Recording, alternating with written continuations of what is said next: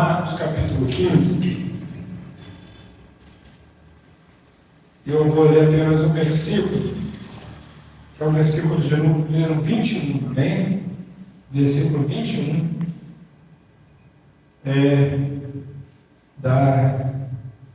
do Evangelho de Marcos. Versículo 21 diz assim: E obrigaram Simão Cirineu, que passava vindo do campo, pai de Alexandre e de Rufo, a carregarem a cruz. Bem? Nós queremos ministrar aqui com os irmãos, juntos, compartilharmos justamente esse fato interessante que aconteceu na vida de um homem. Bem?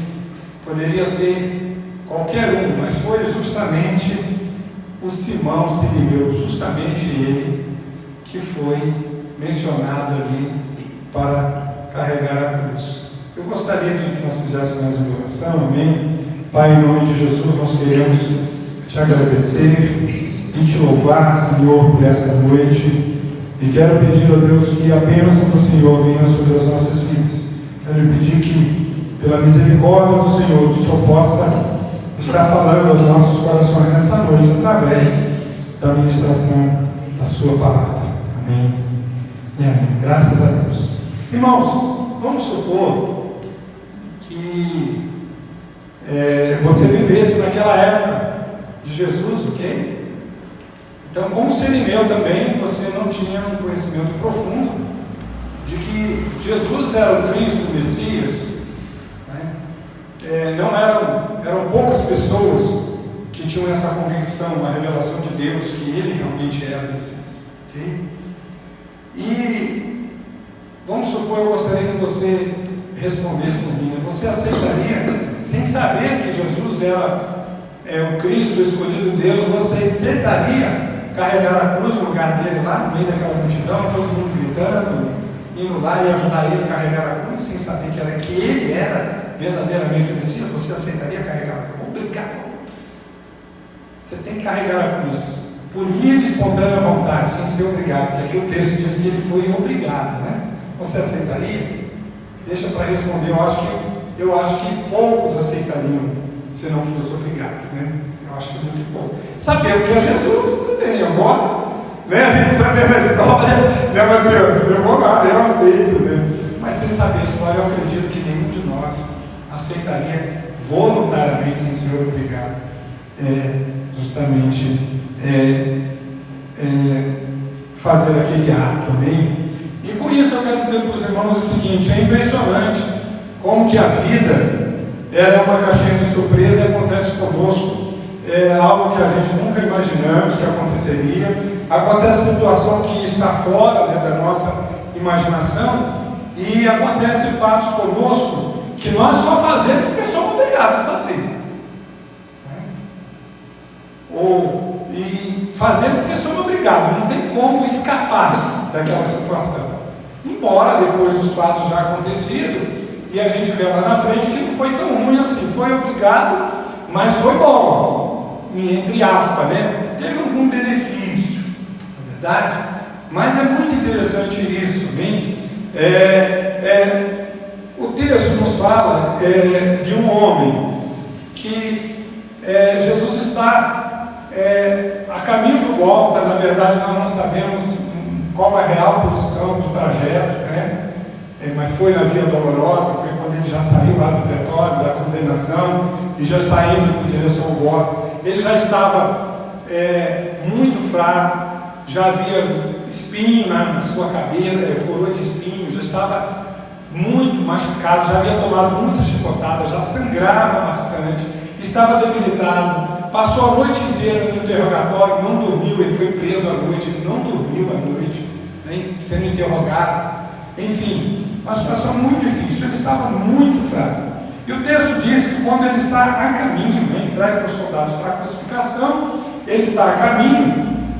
Então, parece lá no meio da multidão, hein, tinha várias pessoas, não era apenas Simão Cirineu, tinha várias pessoas, mas de repente um dos responsávepela aquela guarda, né, por aqueles soldados, eu acredito que seja o chefe lá deles, né? De repente ele olha lá para um homem lá e vê aquele sujeito ali para você. Ele percebe que Jesus não está em condição, dá um passo, cai, dá outro, cai, mas ele não vai chegar. Ele não vai chegar lá no Calvário, né? Você ajuda ele. Mas o texto diz que ele obrigado, ou seja, ele deve ter questionado, deve ter dito, não, eu não vou não, o que é isso? Por que eu vou? Deve ter havido ali, quem sabe, às vezes um diálogo, uma resistência da parte dele, porque o escritor Marcos traz para nós essa informação, a questão de obrigar ele a carregar a cruz. Então eu acho que é relevante a gente entendermos isso. E as circunstâncias obrigou que Simão fizesse aquilo, ok? E quando ele olha aquilo foi um terror para ele, né? Nossa, ter que carregar a cruz. Foi um terror por vários aspectos, né? Pela humilhação que ele estava carregando a cruz junto com um que todo mundo considerava criminoso, não é verdade? O peso, aquela cruz eu acredito que não era leve, era algo muito pesado, não é o quê? E todo aquele povo gritando daquele jeito, e do lado também daquele homem, enfim, vários aspectos realmente não foram favoráveis, e no início eu acredito que ele realmente tenha oferecido realmente resistência com isso, mas ele teve que carregar porque foi obrigado. E a gente às vezes tem que fazer muita coisa obrigado. Às vezes a gente tem que até carregar a cruz de outra pessoa, nós somos obrigados, a circunstância, não tem ninguém para fazer, né? E aí tem que ser você mesmo, você é obrigado, você vê que não tem como. Às vezes isso acontece na família, né? Ninguém tem, então não tem como, e você vê e é obrigado, né? A força da necessidade de fazer aquela situação, é quase que obrigado. Quando já fizeram alguma coisa, obrigado pela necessidade. Quando já fizeram? Obrigado pela necessidade. Na verdade, é necessidade. Às vezes a gente tem que abrir mão de direito nosso, não é verdade? Enfim, mas o escritor Marcos, ele traz para nós algumas informações importantes. Primeiro, ele traz para nós a questão do seu nome. Ele fala que o nome dele é Simão Cirineu. Por que Cirineu? Cirineu é porque ele era da cidade de Cirene, ok? Da região da África, da região da Líbia. Era uma província onde tinha uma comunidade dos judeus, ok? Eu fui ler alguma coisa sobre Cirene, né? Para pesquisar alguma coisa. Cirene era uma cidade que ficava localizada no norte da África, ok? Ela estava situada na metade do caminho entre Alexandrina e Cartago. Era numa planície, cerca de 16 quilômetros do mar Mediterrâneo, atualmente é onde fica a região da Líbia, a oeste do Egito, ok? Estima-se que a cidade de Cirene, ela foi fundada mais ou menos em torno de 630 a.C., durante o reinado de Alexandre o Grande. Cirene esteve debaixo do seu governo. Depois ela ficou sob a jurisdição de Ptolomeu, no primeiro século a.C., passou a pertencer aos romanos. Ela era uma cidade dos romanos, mas tinha muitos judeus que moravam ali na cidade, muito. Cirene chegou a ser reconhecida como um centro de intelecto, tinha pessoas muito intelectuais naquele lugar. E o seu auge, eu acredito que a cidade alcançou uma população de aproximadamente 100 mil habitantes. Cirene é mencionada na Bíblia em várias passagens bíblicas. Outra coisa interessante, que a gente nem nunca pesquisa isso, né? Mas a gente foi pesquisar. Então nós vimos Cirene em várias passagens, ok? Ela é conhecida principalmente por causa da conexão, a pessoa de um dos seus habitantes, né? Simão Cirineu, principalmente em função disso, ok? Foi um homem que ajudou Jesus a carregar a cruz. Mas nós temos outras passagens que mencionam a questão da cidade de Cirene. Por exemplo, lá no livro de Atos, nós vamos ver, tinha até uma comunidade de judeus, uma sinagoga que pertencia ao pessoal da cidade de Cirene. Os moradores de lá, os judeus, eles iam para lá, ok? E nós temos algumas passagens, né, no livro de Atos. Por exemplo, eu queria que alguns irmãos lessem para nós, Atos capítulo 2, versículo 10. Na descida do Espírito Santo, a Bíblia diz que tinha pessoas de várias regiões lá, e tinha pessoas da região de Cirene, que foram batizadas com o Espírito Santo. Leia para nós Atos capítulo 2, para os irmãos darem uma olhada. Atos capítulo 2. Então nós tivemos lá uns sirineus que também foram batizados com o Espírito Santo, ok? Foram cheios do Espírito. Leia para nós aí Atos capítulo 2. Alguém lê? Lê, Marcos, para nós aqui. Atos capítulo 2, versículo 10. Mais propriamente, amém? Da Frígia, da Panfilha, do Egito e das regiões da Líbia, das mediações de Cirene e romanos que ali residiam. Amém? Das regiões de Cirene, ok? E lê Atos 11 e 20 agora e Atos 13 e 1. Ele fala, Atos 11 e 20 e Atos 13 e 1 fala que tinha crentes das regiões de Cirene pregando a palavra. Amém? Louvado e glorificado seja o nome do Senhor. Alguns deles, porém, que eram de Chipre e de Cirene, e que foram até Antioquia, falavam também aos gregos, anunciando o Evangelho do Senhor Jesus. Nós acreditamos que eram esses homens que foram cheios do Espírito Santo lá em Atos capítulo 2, da cidade de Cirene, ok? Que foram lá, então, para pregar a palavra. A Bíblia não fala, propriamente, não menciona aqui, que Simão fazia parte desse grupo, ok? Que estava pregando a palavra e que Simão foi batizado com o Espírito Santo. Mas a gente não podemos afirmar, mas pode sim que ele tenha sido. Amém? Porque nós vamos ter alguns relatos aqui na frente mais interessantes da sua família. Amém? E Atos capítulo 13, versículo 1, Maurício, por favor. Havia na igreja de Antioquia profetas e mestres, Barnabé, Simão, por sobrenome Níger, Lúcio de Cirene, Manaém, Colasso de Herodes e o Tretarca. Olha aí, um líder lá de Cirene, né? Lúcio, né? Coisa muito interessante isso aí. Agora é interessante, irmãos, porque nós temos, é interessante isso, né? Uma mesma cidade, tem pessoas que são evangélicas, tem outras pessoas que não são. Quando a gente vai ler, por exemplo, Atos capítulo 6, no versículo 9, que é a morte de Estevão, né? Porque nós vemos aí que tinha crentes pregando o evangelho, Atos 11, que Maurício leu, versículo 20, 13, versículo 1, ok? Mas tinha também pessoas lá da cidade de Cirene que participaram do apedrejamento de Estevão, da morte de Estevão. Atos 6, versículo 9. Leia aí para nós, irmãos. Levantaram-se, porém, alguns dos que eram da sinagoga chamada de Derbe, dos sirineus, dos alexandrinos e dos da Cilícia, e discutiam com Estevão. Amém. Então, essas passagens aí que nós estamos lendo, irmãos, qual é a conclusão que nós tiramos?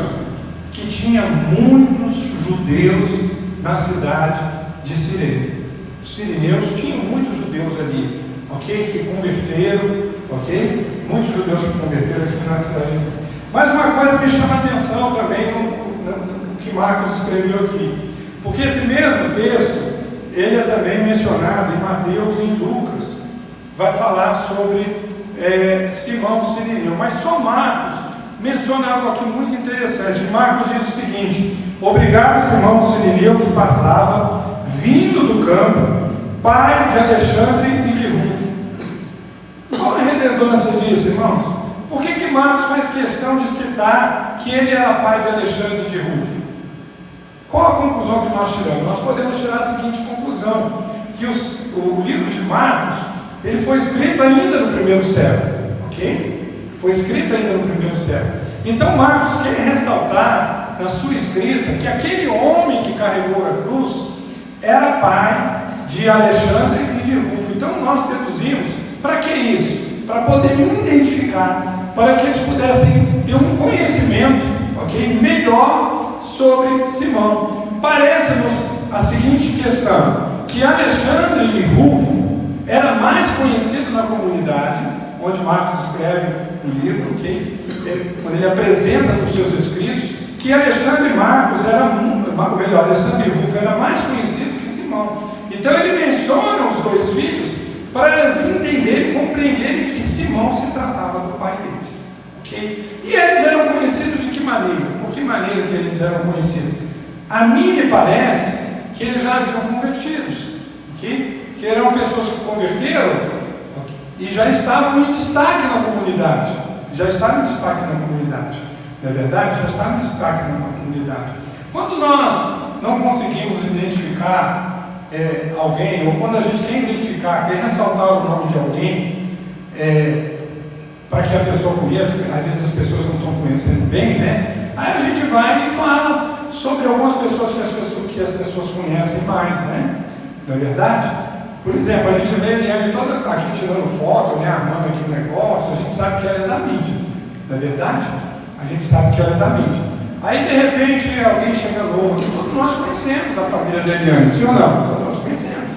Mas chega uma pessoa que não conhece, a gente quer falar sobre um pouco mais sobre a vida da Eliane, da família dela e tudo, né?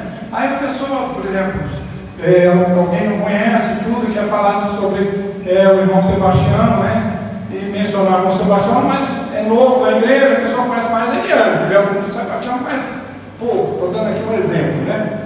Aí quem é o Sebastião? Quem é o Sebastião? O Sebastião é o pai da Eliane, da moça da mídia, né?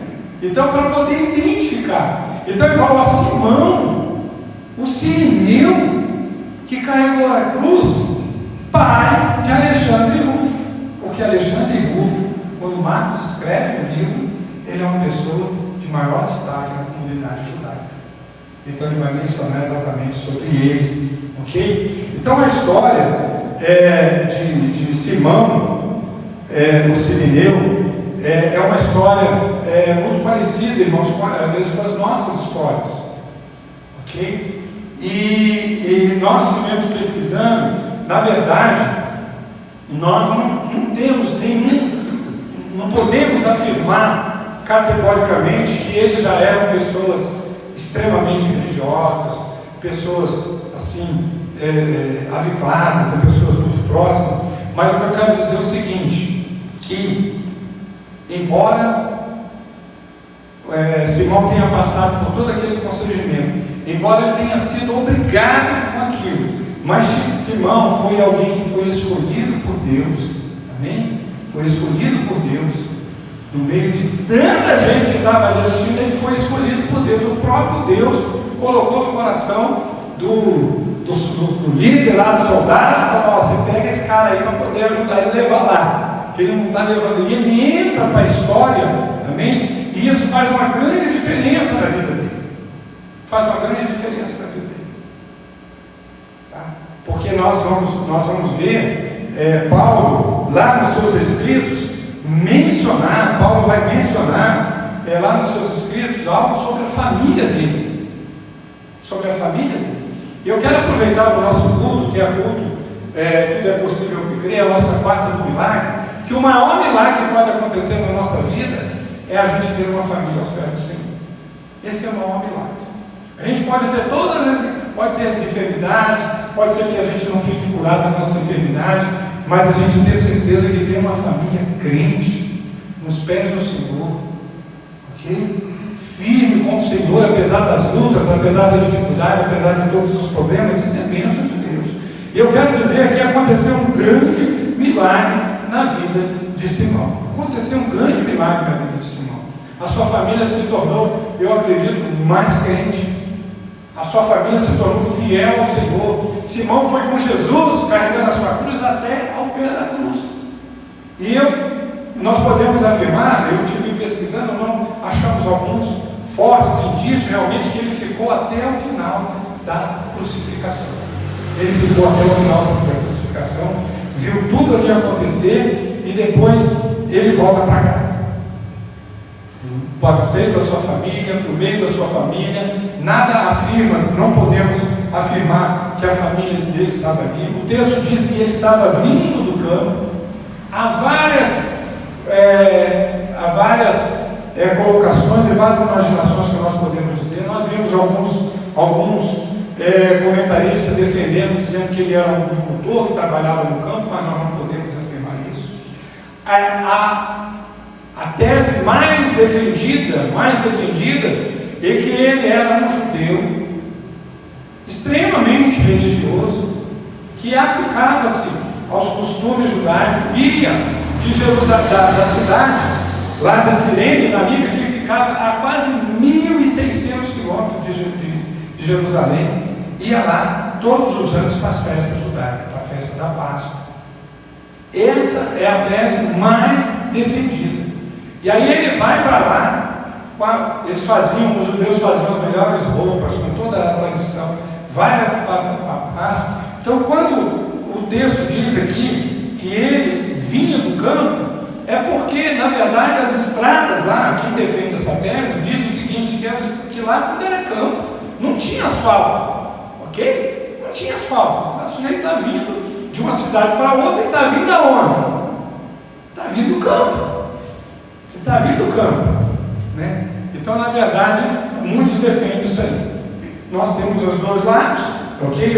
Eu acho que é importante a gente colocar isso aqui, mas eu achei muito interessante porque diz assim, eu leio alguns comentários defendendo isso, que ele sai, que ele vai para lá para a Páscoa, e ele vê aquele alvoroço, ele chega lá, ele estava indo para o templo, para o sacrifício do cordeiro, que vai ter, na Páscoa tinha um sacrifício do cordeiro, no templo, e quando ele se surpreende exatamente com aquilo, ele fica surpreso com aquela situação, com aquele quadro, ok? E ele vê aquele alvoroço, aquela coisa toda, e ele chega lá, então, e acontece aquilo com ele, e então ele é obrigado a levar, então, a cruz de Jesus e a sua roupa, né? Eu achei muito interessante alguns defendendo isso, dizendo que a roupa foi suja de sangue, e que ele então foi depois para casa. Mas é muito interessante, queria que você abrisse a sua Bíblia,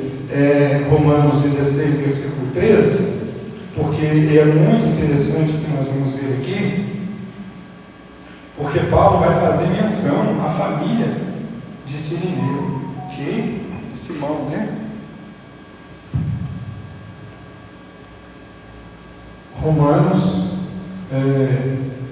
Romanos capítulo 16, já no final da carta aos Romanos, Paulo vai fazer, ele está fazendo as suas saudações pessoais à igreja em Roma, ok? Ele vai fazer as suas saudações especiais, né? Lembrando aqui que quando nós dizemos que Cirene era uma província de Roma, né? Foi um lugar que Paulo também visitou, ok? As províncias, Paulo, e essa carta aqui que Paulo está escrevendo, então ele vai fazer as saudações pessoais e finais, né? E nós vamos ler aqui para os irmãos prestarem atenção.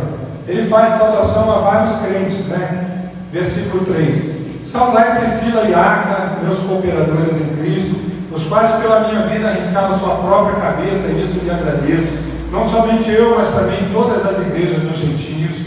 Saudai igualmente a igreja que se reúne na casa deles. Saudai meu querido Epênio, primícia da Ásia para Cristo. Saudai Maria, que muito trabalhou por vós. Saudai Andrônico e Júnias, meus parentes, companheiros de prisão, os quais são notáveis entre os apóstolos e estavam em Cristo antes de mim. Saudai Lompífero, meu dileto amigo do Senhor. Saudai Urbano, que é nosso cooperador em Cristo, também meu amado Estaques. Paulo, ele se preocupa em não esquecer de ninguém que foi destaque no seu ministério, que ele encontrou, que ele evangelizou, que trabalhou com eles, que ajudou, ok? Saudai Ápiles, aprovado em Cristo. Saudai os da casa de Aristóbulo. Saudai meu perante Herodiano. Saudai os da casa de Narciso, que estão no Senhor. Saudai a Trifena e Trifosa, as quais trabalharam no Senhor. Saudai a estimada Peste, que também muito trabalhou no Senhor. Agora o versículo 13: Saudai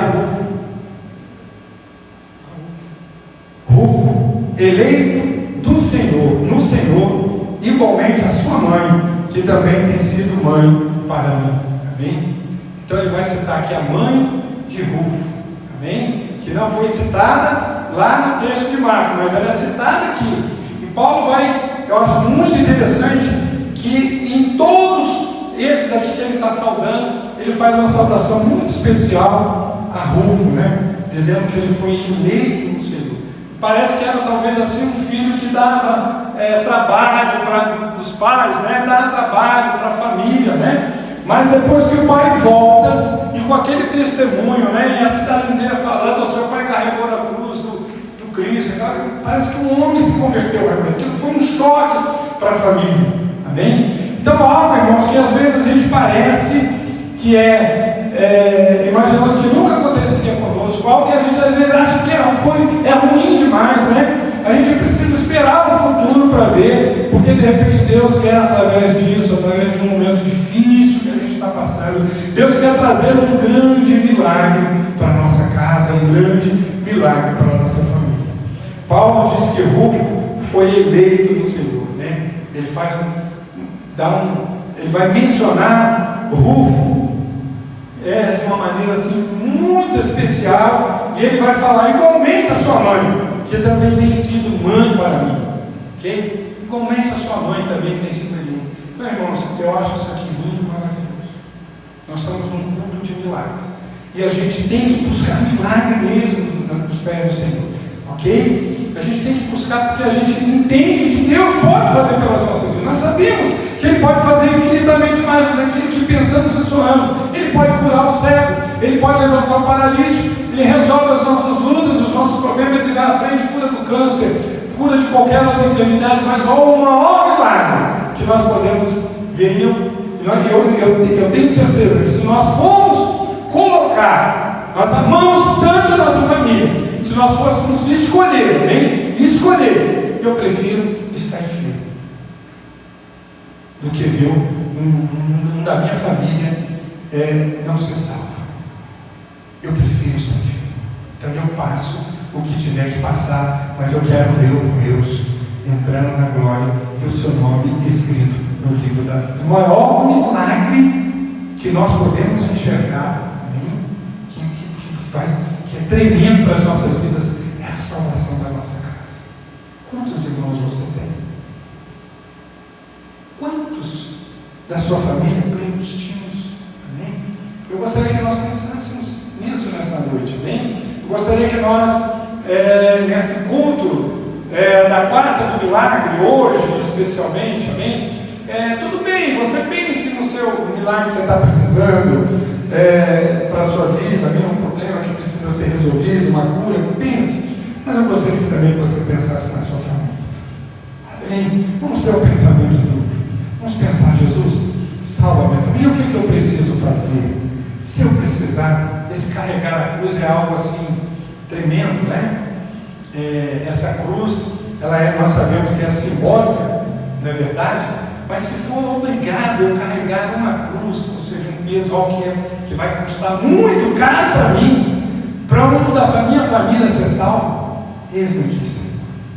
Eis-me aqui.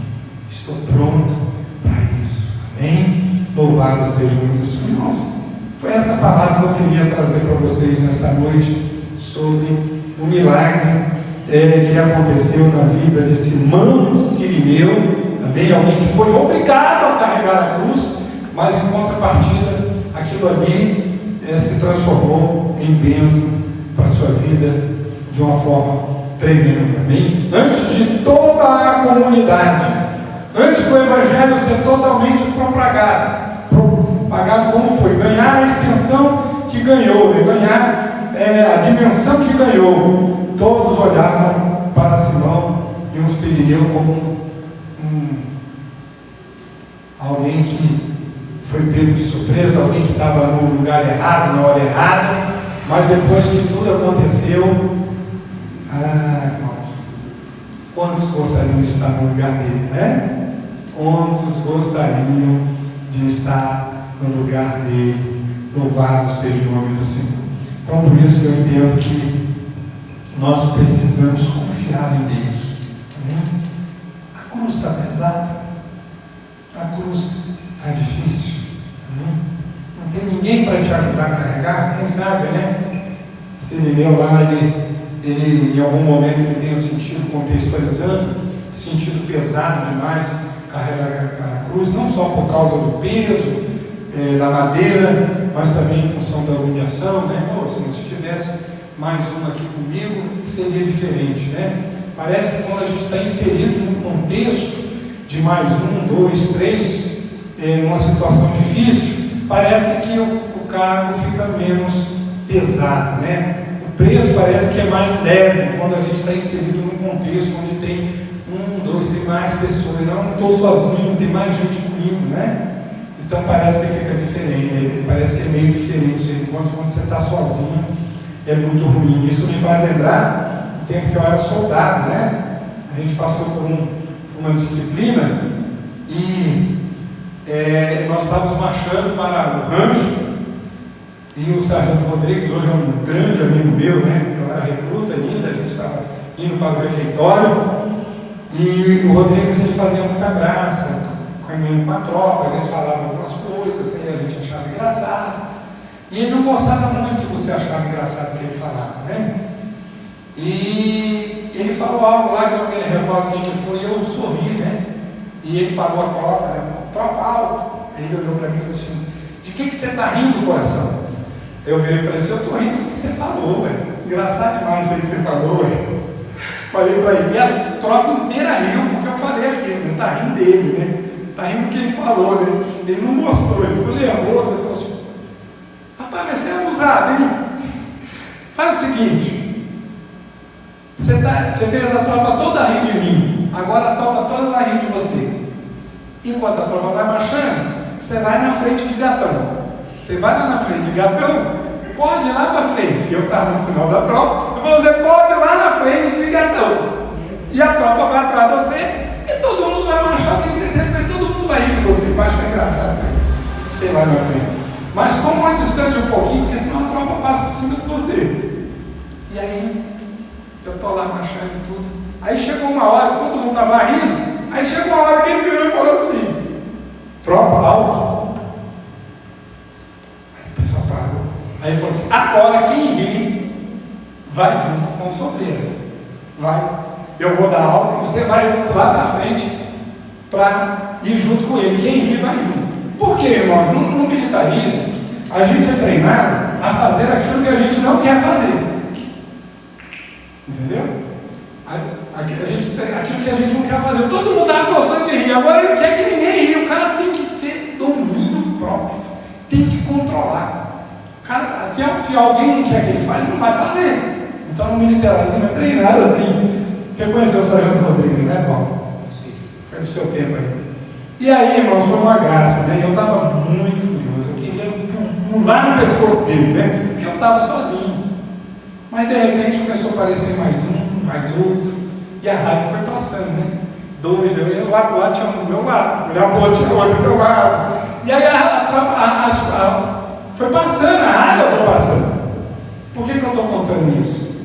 Porque esse menino levou sozinho. Ninguém ajudou ele. Então foi pesado. Quem sabe se chamasse alguém, né, Pedrinho? Vem cá, ajuda ele aqui. Ajuda ele um pouquinho. Mais um outro, mais um outro. E às vezes a gente não tem ninguém ajudar a gente a carregar a cruz. A gente vai sozinho, né, irmãos? A humilhação. Sozinho, mas a gente não está totalmente sozinho. Essas situações adversas, onde a gente muitas vezes não é uma escolha, é algo às vezes que a vida que nos proporciona. A gente tem um Deus que nos serve, irmãos. Se você faz tudo certinho, aconteceu, e aí? Cadê o Deus? Está com você, não está juntinho de você, e lá na frente você vai ver o milagre. Lá na frente você vai ver o milagre.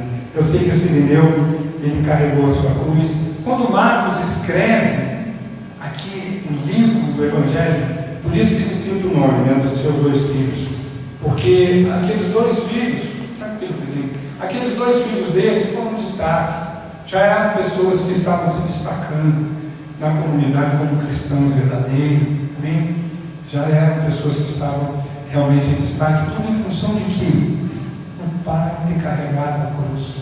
Eu acho que o importante aqui é isso, exatamente isso. Esse Irineu foi obrigado. Amém? Obrigado. Ou seja, não tinha escolha. E quando muitas vezes nós somos obrigados, a gente fica, dente, às vezes até com ira, às vezes até blasfemamos contra Deus com palavras, com pensamentos, porque nós estamos sendo obrigados. Mas é propósito de Deus, é escolha de Deus, eleição, como Rufo, que diz que ele foi eleito, né, eleito por Deus, um caminho todo especial para que o filho viesse realmente ser um crente, a ponto de ser mencionado pelo apóstolo Paulo, a ponto de receber uma salvação tão honrosa, tanto ele quanto a sua mãe, né? Paulo trata a esposa de Cireneu como sendo a sua mãe, tem sido para mim como uma mãe. A gente fica pensando o que essa mulher fez para o apóstolo Paulo, o que ela foi, tudo em função de quem impactados por algo que aconteceu na vida do esposo. Nem carregar a cruz de Jesus, ela foi impactada por aquilo. Carregar a cruz do Salvador do mundo, da humanidade, do Cristo. Amém? Então fez com que aquela mulher realmente pudesse mudar ter um comportamento realmente à altura de uma cristã. Amém? Aleluia. O senhor ia falar alguma coisa, irmão Sebastião? Eu entendo que ele estava muito cansado, ainda pegou. Sim, muito cansado. Se era agricultor, nós não sabemos também. Eu fico com a colocação que ele vinha do campo porque vinha de uma viagem longa, que realmente ele era, quando ele cita que ele era Simão Cireneu, quer dizer, natural da cidade de Cirene, eu entendo que ele morava lá e as pessoas vinham mesmo das regiões, como Atos capítulo 2, verso 10, diz que veio vários judeus que participaram da Páscoa, participaram da crucificação, e aí ficaram por lá, entendeu? Viram a questão da promessa, tudo aquilo, ficaram por lá e receberam o batismo do Espírito Santo. Amém? Em nome de Jesus. Vamos orar, irmãos? Pedindo a bênção de Deus para as nossas vidas. Qual é a cruz sua? Qual é a cruz hoje, né? Na sua vida, algo que tem sido pesado para você, quem sabe na circunstância. Eu quero dizer para você que Deus está com você, amém? E quem sabe essa cruz, esse momento difícil que você está passando, essa situação difícil, ela não vai de alguma forma contribuir, né, para a salvação de alguém na sua família, ou contribuir para o crescimento até mesmo da sua vida espiritual, na verdade, em nome de Jesus. Amém? Louvado seja o nome do Senhor.